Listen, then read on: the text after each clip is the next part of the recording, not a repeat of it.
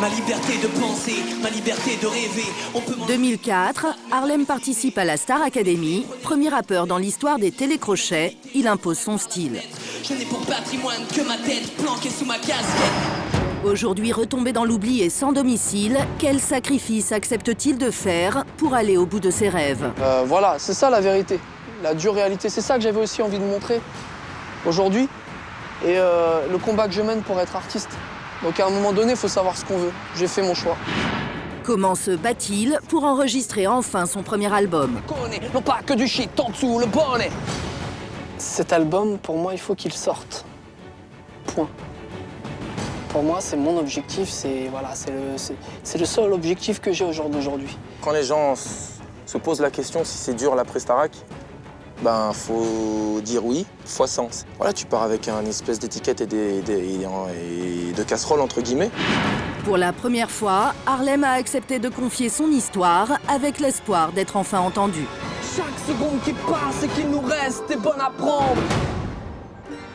Banlieue parisienne, 9 ans après sa participation à un télécrochet, c'est ici que nous avons retrouvé Harlem.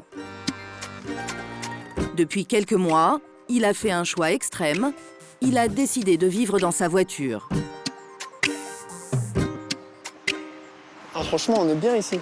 On est bien, il n'y a personne pour nous embêter. J'ai mes potes, les chauffeurs routiers qui sont là, avec qui je papote de temps en temps. Non, franchement, moi, je kiffe.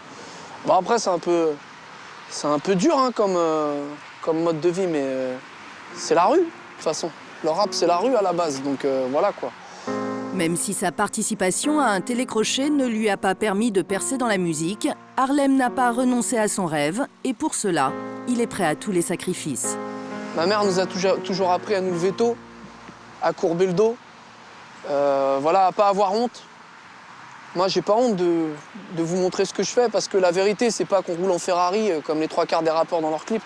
La vérité, c'est que je roule dans une petite 5 portes et que c'est dur pour payer un clip, c'est dur pour convaincre les gens. Voilà, c'est ça la vérité, la dure réalité. C'est ça que j'avais aussi envie de montrer aujourd'hui et le combat que je mène pour être artiste. Donc à un moment donné, il faut savoir ce qu'on veut. J'ai fait mon choix.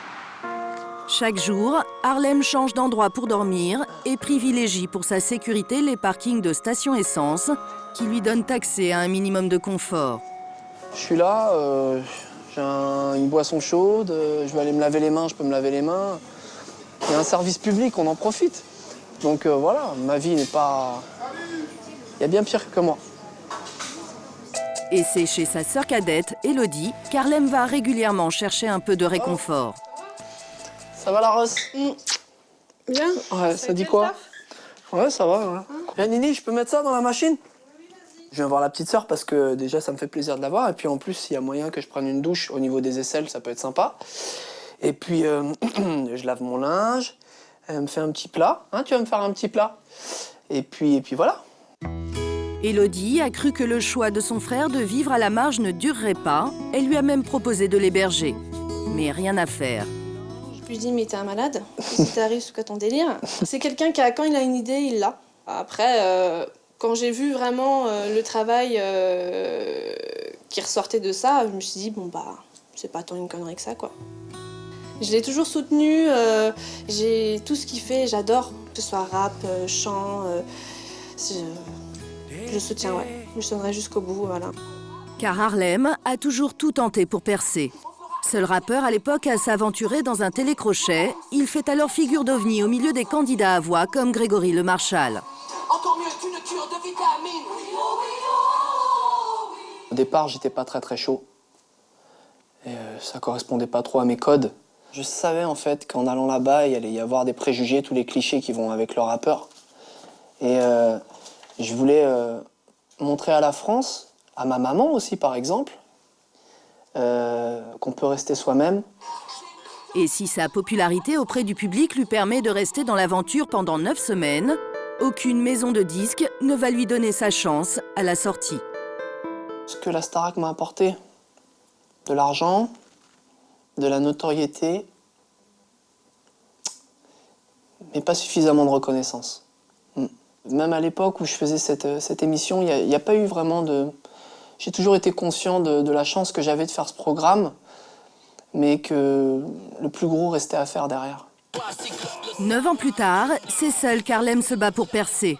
Agent de sécurité la nuit, il met de côté une partie de son salaire grâce au loyer qu'il économise. Avec cette somme, il autofinance enfin son premier album. Reste pas léthargique. Oh Soussou! Comment ça va, mon poteau? Pour le soutenir dans ce défi, ses amis de longue date comme Sofiane, qui a participé au même télécrochet que lui. Depuis le temps que tu veux me faire écouter ton projet, on va écouter ma gueule. Quand les gens se posent la question si c'est dur l'après-Starac, ben faut dire oui, fois 100. C'est-à-dire que c'est extrêmement dur parce que tu dois prouver 2 fois plus artistiquement, tu pars avec une espèce d'étiquette et de casserole entre guillemets. Surtout dans le milieu où il évolue, c'est encore plus dur. Alors que moi, je vous le dis franchement, Harlem, au niveau flow, au niveau artistique, au niveau texte, il n'a pas envié grand-chose à plein de gens qui, depuis, on va dire, ont décollé depuis belle lurette. Auteur, compositeur, Harlem a fait de la musique sa raison d'être. Si j'ai pas la musique, je suis foutu. Je suis foutu. C'est mon exutoire, c'est mon sac de frappe, Si j'ai pas la musique, je me relève pas. Dans ses chansons, Harlem parle des épreuves de sa vie. Ce titre, il l'a écrit pour sa mère, qui l'a élevé seule.